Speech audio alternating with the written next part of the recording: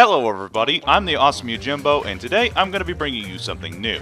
I've released a few Let's Plays of some of my favorite games, delved into specific topics with my countdowns, or just some random crap that pops into my head from time to time. But now I've decided to start something called Thoughts and Opinions, where I talk about a specific game or game series. I talk about my personal experiences with the game, what I liked about it, what I didn't like, just to see if I can convince a random person watching these videos to try the game out, or at least give them a few good minutes of entertainment. And for my very first Thoughts and Opinions, I'd like to talk about a couple of visual novel games that I finished not too long ago, Danganronpa 1 and 2. For those of you who don't know, Danganronpa is a Japanese-developed visual novel series that originated on the PS Vita back in 2010, where it eventually developed a sequel, manga, anime, a side story, and a third game coming out later this year.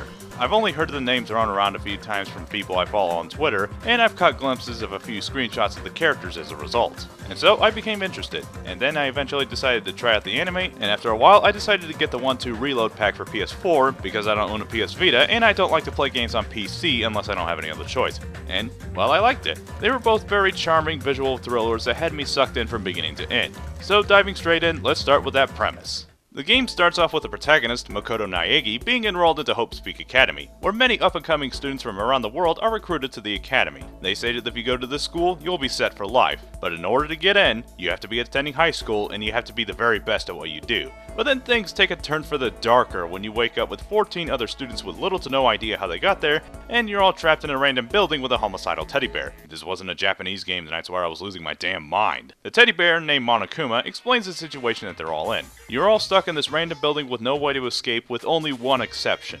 In order to get out, you have to do one thing.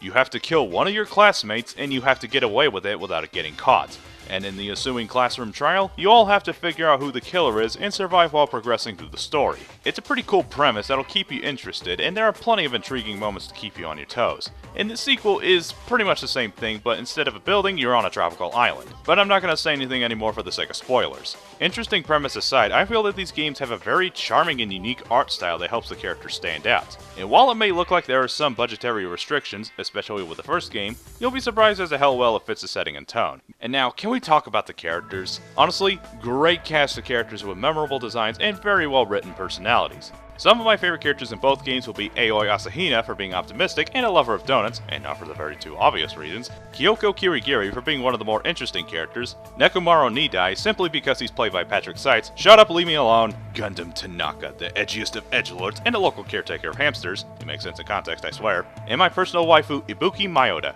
Can't go wrong with this character. She's adorable, optimistic, passionate about her music, and she sings a song called I Squeezed Out the Baby, but I don't know who the father is.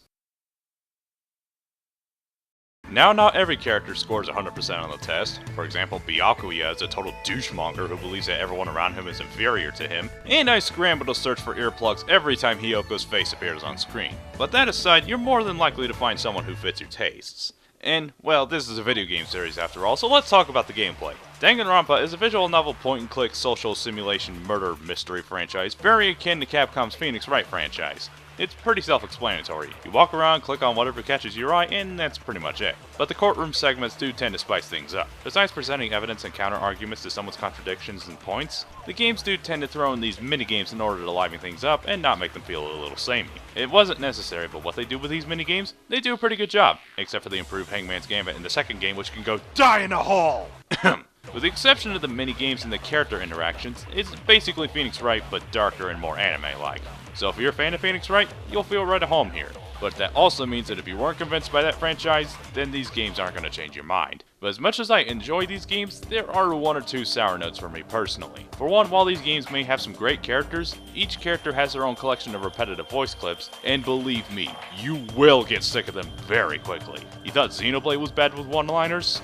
Well, you'd be right, but this game will make you sick of Monokuma's voice clips after the first 10 minutes. At least the courtroom segments are fully voice acted, thank God. And two, these games are severely lacking in replayability. You play through the game once and you've pretty much seen everything that they have to offer, but in the long run that's really all you need.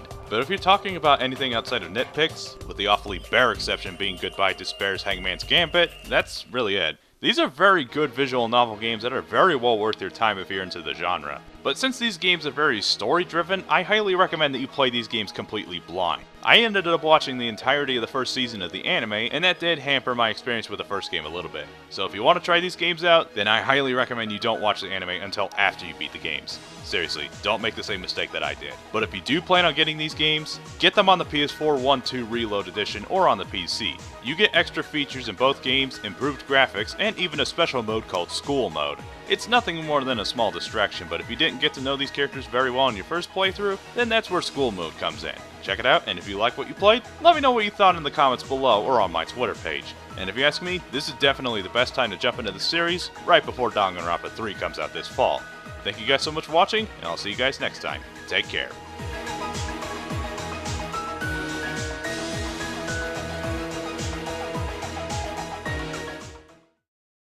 Does this look like the face of Mercy, motherfucker?